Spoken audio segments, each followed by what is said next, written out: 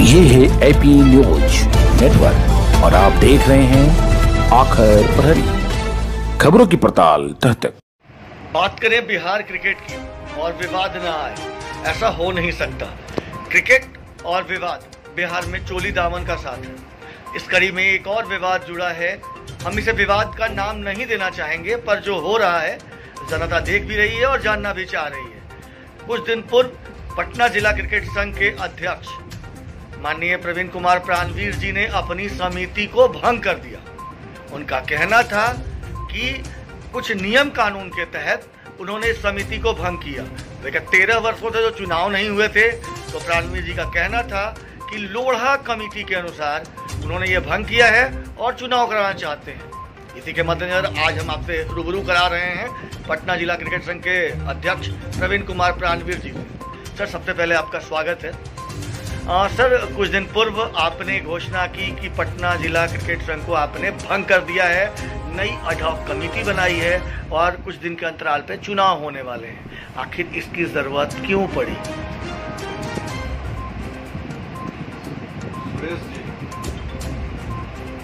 पटना जिला क्रिकेट संघ का पिछला चुनाव 13 जुलाई 2008 को हुआ और उसमें 2 साल की अवधि के लिए पदाधिकारियों का चयन किया गया था।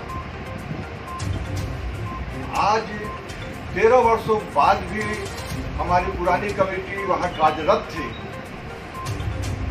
और लोढ़ा कमेटी के अनुसार ज्यादा से ज्यादा 9 वर्ष तक हम अपने कार्यकाल में रह सकते हैं। तो ये कुछ अयोग्य सा, कुछ गलत हमें लग रहा था, इसलिए हमने इस कमेटी को। सर, आपने कहा कि आपके कमेटी के लोग अयोग्य हो चुके थे जस्टिस लोढ़ा की अनुशंसा के अनुसार, जिसको आप लोगों ने मान लिया।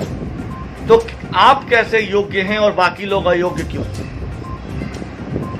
लोढ़ा कमेटी कहती है कि all the elected executive members and office bearer वो मैक्सिमम 9 साल तक बने रह सकते हैं। इस पर आप ध्यान देंगे इलेक्टेड वर्ड पे। मैं कभी इलेक्ट वहां हुआ ही नहीं। अगर इलेक्ट हुआ तो मुझे बताया जाए कि मैं किस वर्ष में इलेक्ट हुआ। दूसरी बात, हमको जब नॉमिनेट किया गया तो मैं 1/7/2018 को एजीएम में मेरा अप्रूवल दिया है, इसलिए मैं अपने पद पे आज बरकरार हूँ। बाकी लोगों का 13 साल हो चुका था, इसलिए उन्हें उनके पद से हटाया गया। जिस नियम के तहत आपने कमेटी भंग की है, इस पर हमने बात की थी आपके कोषाध्यक्ष राजेश कुमार सर से, आपके सचिव अजय नारायण सर से। उनका कहना था कि ऐसा कोई नियम नहीं है कि अध्यक्ष महोदय अपना पावर दिखाएं और इस कमेटी को भंग करें, ऐसी कोई नियम नहीं। जबकि आपने कहा था 14 AB के तहत, जो था हमने पढ़ा था और सुना था, आपने इस कमेटी को भंग किया। ये 14 AB नियम है क्या, इसको बताएं। ये 14(1)B, इसमें प्रेसिडेंट को यह अधिकार है कि in an emergency the president shall have the right to take all the measures to safeguard the interest of the association and to carry on its activities. ये हमें पूरा अधिकार है कि ऐसी कुछ विषम परिस्थिति आ जाए, जैसे मेरे लिए विषम परिस्थिति थी कि मेरे 5 सदस्यीय पदाधिकारियों में कमेटी में 4 अयोग्य हो गए थे, तो एक प्रेसिडेंट क्या करेगा? कोरम भी पूरा नहीं होता है, कम से कम 3 सदस्य कोरम पूरा होता है। तो जब कोरम भी पूरा नहीं हो रहा है, एकमात्र अध्यक्ष ही बचते हैं, तो ये संविधान के तहत मुझे उनको भंग करना निहायत ही जरूरी था। और साथ साथ हमने ये भी कहा है, हमने नोटिफिकेशन जारी किया है कि हम 3 महीने के भीतर में पटना जिला क्रिकेट संघ का चुनाव कराएंगे। हम आजीवन वहां बैठने के लिए नहीं आए हैं। चुनाव में कोई हारे कोई जीते, उससे हमको कोई फर्क नहीं पड़ता है, मगर काम नियम से होगा। हमने अपने पुराने साथियों को भी बोला था कि मैं कुछ भी करूंगा नियम के दायरे में रह के करूंगा। सर, कमेटी तो आपने भंग किया, लेकिन किसी भी संस्था को चलाने के लिए कुछ नियम कानून होते हैं। तो क्या आप हमें वो नियम बताएंगे जिस नियम के तहत आपने वो कमेटी को भंग किया? निश्चित रूप से हमारे कमेटी में 5 पदाधिकारी होते हैं। और उसमें से अधिकांश का समय 9 साल से ज़्यादा हो चुका था, इसलिए वो अपने पद पर बने नहीं रह सकते थे। और एक एडहॉक मेंबर था जिसका कि एजीएम में कंफर्मेशन ही नहीं हुआ, इसलिए वो तो स्वतः हट जाते हैं। और जब 5 सदस्य में से 4 अयोग्य हो जाए तो कमेटी को बरकरार रखना उचित नहीं है। ने कहा कि ज़्यादा से ज़्यादा 9 वर्ष तक यानी 3 टर्म ही रह सकते हैं। हमारी जानकारी भी है कि लगातार 2 टर्म के बाद 3 साल के लिए कूलिंग में जाना होता है, फिर आप एक बार और बने रह सकते हैं।